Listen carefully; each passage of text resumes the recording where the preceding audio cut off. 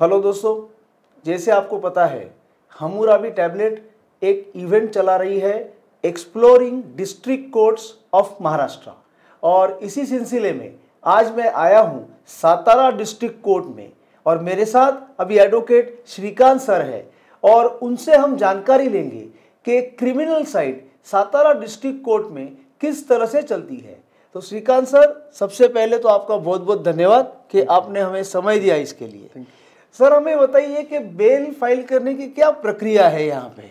अभी यहाँ bell file करने की प्रक्रिया बोले तो अगर क्रिमिनल साइड में एक मैटर रहेगा सेशंस कोर्ट में फाइल करने के लिए, तो उसमें पहले अपन एफआईआर, रिमांड रिपोर्ट मतलब जो कि आरोपी को जो कोर्ट के सामने लाया जाता है, उसकी कस्टडी वगैरह जो कुछ भी होते हैं, जब उसको न्यायालयीन कोठड़ी में लिया जाता है, मतलब जुडिशियल कस्टडी में, तो वो डॉक्यूमेंट लेके हम वो सेशंस कोर्ट में फाइल करते हैं एप्लीकेशन करके।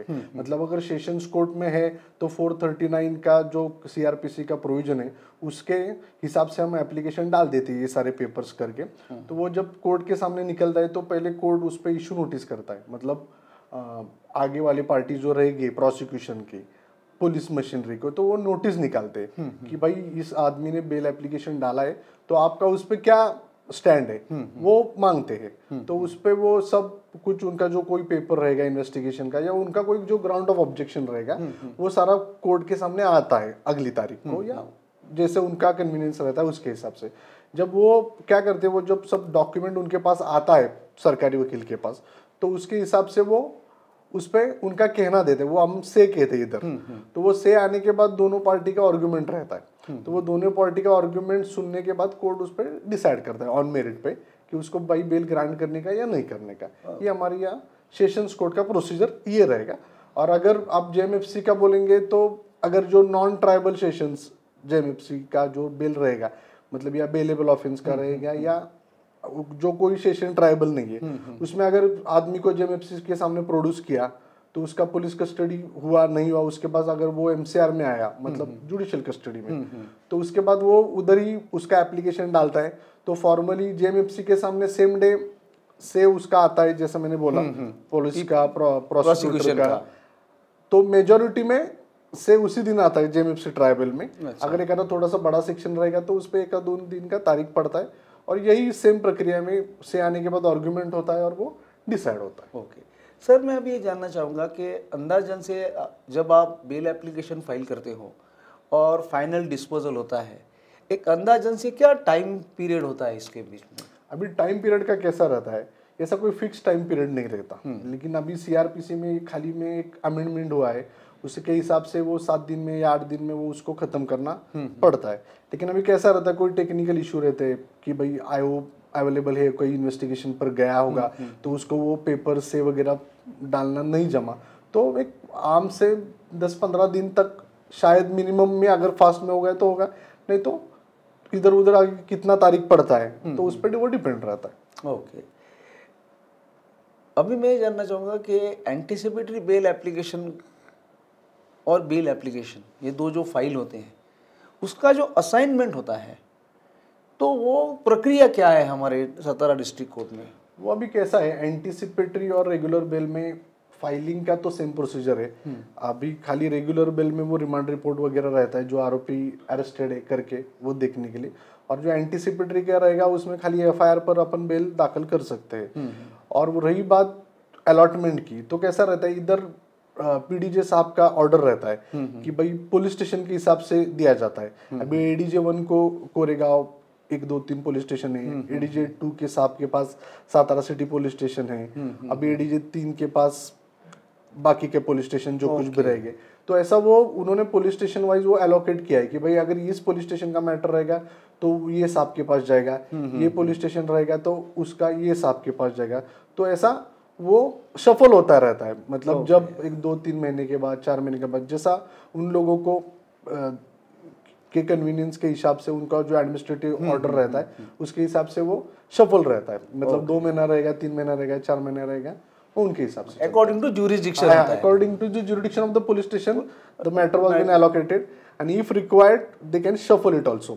मतलब एडीजे 1 के पास जो पुलिस स्टेशन है वो बाद में एडीजे 4 की तरफ डालते हैं, एडीजे 4 के जो पुलिस स्टेशन है वो एडीजे 1 तरफ आ सकते हैं, वो ऐसा शफल भी होता है।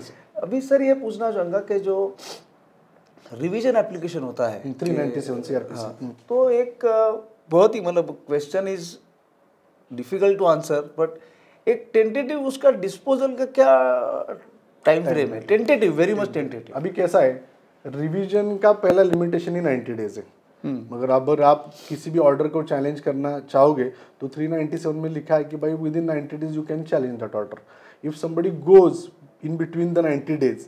So for the purpose of the filing of reply, कि अगर रिप्लाई आया तो वो जिसको जैसा अर्जेंसी है ना उस पे हिसाब से वो डिसाइड होता है। अगर पार्टी को अर्जेंसी रहेगा कि नहीं भाई मेरे को रिवीजन मेरे को 10-15 दिन में डिसाइड ही करने का है या महीने में डिसाइड करने का है, तो वो होता है। ऐसा कुछ नहीं कि भाई वो लंबा खींचता है।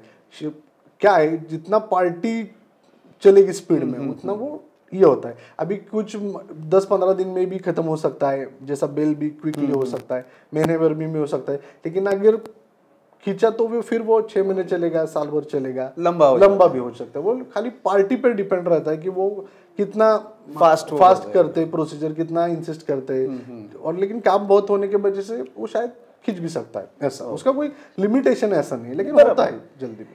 अभी सर ये जो अपील अगेंस्ट कन्विक्शन आते हैं कि ट्रायल कोर्ट्स के जो सेशंस कोर्ट में हमारे पास आते हैं, उसके बारे में कोई ऐसा एक टाइम फ्रेम जैसे अभी हम डिस्कस कर रहे थे? अभी कैसा है, ऐसा कोई टाइम लिमिटेशन तो कायदे में मेरे हिसाब से तो नहीं है कि कितने दिन में खत्म होना चाहिए। वो तो है, लेकिन क्या होता है कन्विक्शन के बाद में जो प्रोसीजर रहता है कि भाई पहला बेल एप्लीकेशन, अगर नीचे के कोर्ट ने बेल दिया होगा तो ठीक है, नहीं तो ऊपर के कोर्ट में वो बेल एप्लीकेशन करके उसको पहला बेल लेना पड़ता है। अगर नीचे के कोर्ट में भी बेल दिया होगा तो भी सेशंस का परमिशन लेके उसको अपने को बेल लेना पड़ता है। वो बिल लेने के बाद उसका वो पेपर बुक आना चाहिए। अभी पेपर बुक में सब प्रोसीजर रहेगा कि भाई वो क्या पुलिस केस था, वो चार्जशीट का कॉपी, तुम्हारा अपील मेमो क्या है, उस पर क्या रिप्लाई आया था, वो एविडेंस क्या था, 313 क्या लिया, तो उसमें कोर्ट का जजमेंट आया, उसका फाइंडिंग्स अगर फाइनल होगा तो ऐसा पूरा वो ये बनाना पड़ता है फाइल। तो वो उसके लिए वो टाइम जाता है ज़्यादा पेपर बुक बनने के लिए, क्योंकि काम बहुत सारा होता है। क्योंकि जो हियरिंग का केसेस रहता है उसको ज़्यादा प्रायोरिटी दी जाती है पहले, जो ओल्ड केसेस रहते हैं। लेकिन अभी ये अपील अगेंस्ट कन्विक्शन का वो प्रोसेस, पेपर बुक भरने का, हियरिंग को मैटर जाने का, इसमें टाइम लगता है। और अपने यहाँ क्या है, सिविल क्रिमिनल एक ही कोर्ट को देखना पड़ता है, तो उनके पास काम ज़्यादा रहता है। तो शायद उसका कोई ऐसा टाइम लिमिट फिक्स नहीं रहता, तो ऐसा कोई बता नहीं सकते कि भाई इतने दिन में ही खत्म हो सकता है ऐसा। सर ये मैं जानना चाहूँगा कि एनडीपीएस का अलग कोर्ट है अपने यहाँ पे? अभी कैसा है, जैसा सिटी सिविल कोर्ट बॉम्बे में रहता है कि भाई उधर एक कोर्ट भी रहता है कि उसको सिर्फ एनडीपीएस का काम रहता है। लेकिन अपने यहाँ ऐसा नहीं है कि भाई एनडीपीएस स्पेशल कोर्ट ऐसा खाली उसके पास एनडीपीएस है ऐसा नहीं है, चार्ज दिया। हाँ, लेकिन हमारे यहाँ स्पेशल कोर्ट का चार्ज एक एडीजे 3 साहब है, उनके पास वो रहता है कि मतलब एनडीपीएस का अगर रिमांड आया, एनडीपीएस के जो कुछ भी केसेस रहेंगे वो ही कोर्ट के सामने जाएंगे। अच्छा। लेकिन ऐसा नहीं रहता कि वो एक्सक्लूसिवली खाली एनडीपीएस ही चलाएंगे, सेपरेट कोर्ट नहीं है, मतलब सेपरेट कोर्ट नहीं, उनके पास बाकी के भी केसेस रहेंगे, सिविल भी रहेगा, क्रिमिनल भी रहेगा। लेकिन कोई अगर एनडीपीएस का केस रहेगा तो उनके पास ही जाएगा। ओके सर, ये पॉक्सो का सेपरेट कोर्ट है? हाँ, इधर पॉस्को का सेपरेट कोर्ट है। अभी क्या हुआ है, बॉम्बे हाई कोर्ट ने क्या किया है, जो कुछ रिटायर्ड जजेस है, मतलब जो रिटायर हो चुके हैं लेकिन उनका उम्र 65 से कम है, तो उनको स्पेशल कोर्ट करके लाया है यहाँ फिर से। मेरे महाराष्ट्र में बहुत जगह है ऐसे पर, तो यहाँ भी अपने यहाँ एक एनपी कापुरे साहब है, डिस्ट्रिक्ट कोर्ट है, तो उनको वो पूरा स्पेशल कोर्ट का चाहते हैं। अच्छा। तो सारा जो कुछ पॉस्को केस रहेगा वो उनके पास ही रहेगा, जो कुछ रिमांड रहेगा वो अलग कोर्ट के सामने जाता है, लेकिन स्पेशल कोर्ट करके उनको ही सब चार्ज दिया। सर मैं ये जानना चाहूँगा कि 138 केसेस का फाइलिंग का क्या क्वांटम है यहाँ पे? अभी क्वांटम बोले तो ऐसा कोई ऐसा में specific, not in, I don't want in numbers, in general there are a lot of things, so we can't specify any particular number. There may be 4,000 5,000 about the exact. I want to know the load.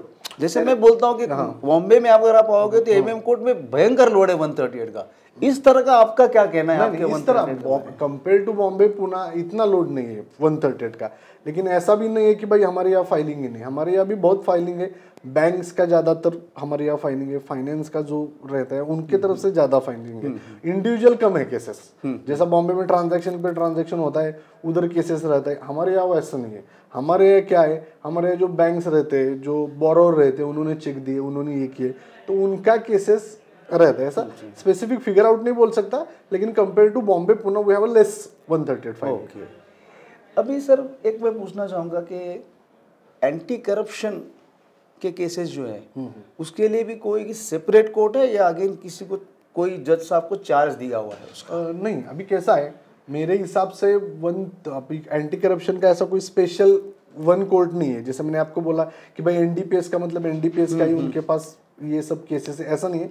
हमारे यहाँ anti corruption का 1-2 court है, उनके पास है charge, तो वो police station के हिसाब से वो भी लाते हैं। ऐसा तो ऐसा स्पेशल कोर्ट नहीं है, उनके पास एंटी करप्शन रहेगा लेकिन बाकी के भी केसेस उनके पास रहेंगे। अभी सर ये पूछना चाहूँगा कि bail application, anticipatory bail application, revision, क्या ये इंग्लिश में फाइल हो सकते हैं यहाँ पे? Yes, you can file it in English also. But what happens, the local language is Marathi. So people used to file into the Marathi also. So there is a parallel. Even you can file into the English also, you can file into the Marathi also. So there is no any bar to file into the English also. अभी sir इसके साथ में connected question है कि arguments English में कर सकते हैं कि नहीं? Yes.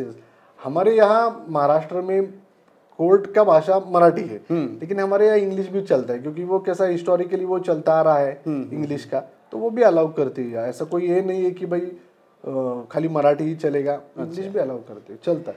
अभी सर मैं ये पूछूंगा कि जब एविडेंस रिकॉर्ड होता है उस वक्त अगर कोई नेटिव लैंग्वेज लेके आता है, जो गांव खेड़े के हर गांव की अपनी एक भाषा होती है, और समझो witness knows only that language, मतलब मराठी के भी कई डायलेक्ट हैं। यस।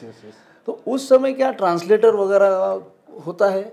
नहीं, अभी क्या ऐसा है, हमारे यहाँ महाराष्ट्र में मराठी अलग रहेगा। मतलब अब अगर आप बोलोगे तो सातारा साइड के अलग रहेगी मराठी, अब अगर आप बीड साइड गए तो अलग मराठी, उनका टोन डिफरेंट रहेगा, लैंग्वेज वर्ड यूज करना थोड़ा सा अलग रहेगा, लेकिन मीनिंग सबको पता चलता है क्या है। एक आधा स्पेसिफिक वर्ड रहेगा उसका थोड़ा सा अल्टरनेट करके लेते, लेकिन मराठी के लिए ट्रांसलेटर नहीं रहता। लेकिन अगर शायद कैसा रहता है 395 केसेस अगर हाईवे पे रहते हैं डेकोइटी के, तो उसमें शायद क्या होता है, ट्रक ड्राइवर रहता है उड़ीसा का, कर्नाटक का, तो वो केसेस में प्रॉब्लम आता है कि अगर वो कंप्लेनेंट आया कोर्ट के सामने तो उसको तो मराठी नहीं आता, तो उसको तो कोई कन्नड़ आएगा, कोई आसाम आएगा, तो वो क्या करेंगे, तो उसके लिए वो ट्रांसलेटर रखेंगे अलग भाषा अगर कोई रहेगा अलग राज्य की, लेकिन मराठी के लिए हमारे यहाँ ट्रांसलेटर नहीं। अभी सर जो एविडेंस रिकॉर्ड होता है वो क्या मराठी में होता है, इंग्लिश में होता है, या दोनों में होता है? अभी कैसा है, सेशंस केस रहेगा, मतलब जो 17 कटले रहते हैं हमारे यहाँ, मर्डर का रहेगा, सेशन ट्राइबल, मतलब सेशन ट्राइबल रहेगा, तो उस केसेस में दोनों तरफ रहता है, मराठी में भी करते हैं रिकॉर्डिंग और इंग्लिश में भी रिकॉर्डिंग करते हैं। लेकिन अगर आप नीचे के कोर्ट में जाओगे, अगर सीनियर डिवीजन के पास एक आधा सिविल सूट चला है, तो उसमें वन साइडेड ही करते हैं, मराठी में ही करते हैं ऐसा। अभी सर जजमेंट जब दिया जाता है तो वो भी क्या, जैसे आपका कहना है कि सेशन ट्राइबल में इंग्लिश मराठी दोनों में देते हैं? नहीं, हमारे यहाँ एक ही लैंग्वेज में देते हैं। सेशंस कोर्ट का जजमेंट मेजॉरिटी में इंग्लिश में ही रहता है। अच्छा, सेशन जजमेंट का एक्सेप्शनल केसेस में मराठी में दे सकते हैं, लेकिन जेएमएफसी के सामने वो अल्टरनेटिव करते रहते हैं, कभी इंग्लिश में दे देते हैं, कभी मराठी भी देता है, वो एक्सेप्शनल उनके हिसाब से वो देते हैं, लेकिन सेशन केस में इंग्लिश में रहता है। इंग्लिश में ही रहता है। सर अब ये जानना चाहूँगा कि साइबर क्राइम के केसेस अगर होते हैं यहाँ पे तो वो कहाँ लॉन्च करते हैं? वो हमारे यहाँ एक साइबर पुलिस स्टेशन है इधर सतारा में, तो उधर वो एक स्पेशल सेल है उनका। अगर आप एसपी ऑफिस गए तो उसके पीछे में एक साइबर सेल करके उनका एक स्पेशल ब्रांच है, तो जो कुछ भी साइबर का केसेस रहेगा उधर ही लॉन्च होगा। हाँ, तो वो सिटी के जुरिडिक्शन में है, तो वो जो उनका केसेस रहेगा वो सिटी पुलिस स्टेशन का हिसाब से जो जेएमएफसी सिटी का चार्ज है उनके सामने उसका प्रोडक्शन सब होता है। अगर सेशन का रहेगा तो वो भी बेल जिसको अलॉट हुआ है, जो पुलिस स्टेशन सिटी जिनके पास है उनके सामने लाते हुए। एक ये पूछना चाहूँगा सर कि एक जेएमएफसी साहब का कोर्ट के पास कितने पुलिस स्टेशन का चार्ज रहता है? हमारे यहाँ एक पुलिस स्टेशन का चार्ज रहता है, मतलब किसके लिए, रिमांड के लिए, मतलब रिमांड का बोलो तो अपन जो केस में आरोपी को लाते हैं, अगर एक आधा इंसिडेंस हुआ, सपोज सिटी में कल अगर मर्डर हुआ है या कोई तो झगड़ा हुआ है, उसके आरोपी को ले आए, अगर वो जुरिडिक्शन सिटी का हुआ है, सिटी के पुलिस स्टेशन में, तो वो एक ही जेएमएफसी के पास सिटी का चार्ज रहता है कि आज उसको रिमांड के लिए ये साहब के पास चार्ज है, तो उनके पास वो लाते हैं रिमांड के लिए। लेकिन केसेस जो रहता है तो वो उनका एडमिनिस्ट्रेशन के हिसाब से जो पूरा मिक्सचर में उनके पास अलॉटमेंट रहता है, वो ऐसा कोई स्पेसिफिक पुलिस स्टेशन का केस नहीं जाता उनके, खाली रिमांड का जो चार्ज रहेगा वो स्पेसिफिक रहेगा पुलिस स्टेशन के हिसाब से। तो सर एक लास्ट सवाल आपको पूछना चाहूँगा कि ई फाइलिंग अभी आ गया है, तो इसके बारे में आपको क्या कहना है, मतलब हाउ इट इज़ पॉसिबल, कुछ तकलीफ़ें हो रही हैं करने में इंफ्रास्ट्रक्चर वाइज, उसके बारे में कुछ आपके बताइए, व्यूज़ क्या है? देखो, according to my personal view, ये मेरा पर्सनल व्यू है, इसमें कुछ ये नहीं है, मेरे हिसाब से अभी एक ऐसा मॉडर्न सिचुएशन है, अपन हम ये हिसाब से चल रहे हैं, तो मेरे हिसाब से ई फाइलिंग थोड़ा सा वकीलों का अभी दिक्कत हो रही है, लेकिन फ्यूचर में उसका थोड़ा सा यूजफुलनेस रहेगा मेरे हिसाब से, क्योंकि अगर मैं इधर बैठा हूँ और मेरे को फाइल करना है दूसरे डिस्ट्रिक्ट में, तो मैं इधर से कर सकता हूँ, तो मेरे पर्सनल हिसाब से वो उसका बेनिफिट 100% है और वो इट शैल बी कंटिन्यूड, ऐसा मेरा पर्सनल मानना है। अभी कोई लोगों को दिक्कत हो रही है, वो थोड़ा सा इंफ्रास्ट्रक्चर जैसा जैसा आगे बढ़ेगा वैसा हो, मतलब मैं वही पॉइंट पे एक लास्ट आने वाला था कि whether the infrastructure is there to, वो अभी कैसा इंफ्रास्ट्रक्चर में कैसा रहेगा, अभी हर एक एडवोकेट के हिसाब से वो रहेगा कि भाई अगर किसी के पास ओन ऑफिस है, उसके पास स्टाफ है, उसके पास नेट बाकी का कोई वो टेक्निकल आदमी है, तो उसके लिए कोई हार्ड नहीं रहेगा, लेकिन अगर जिसके पास नहीं है तो उसका सीखना पड़ेगा, उसको ये करना पड़ेगा, तो वो दुविधा तो रहेगी फिर। ओके, तो श्रीकांत सर आपका बहुत बहुत धन्यवाद कि आपने हमें बहुत अच्छी जानकारी दी कि किस तरह से क्रिमिनल साइड सातारा कोर्ट में चलती है, इसके लिए आपका बहुत बहुत धन्यवाद। Thank you.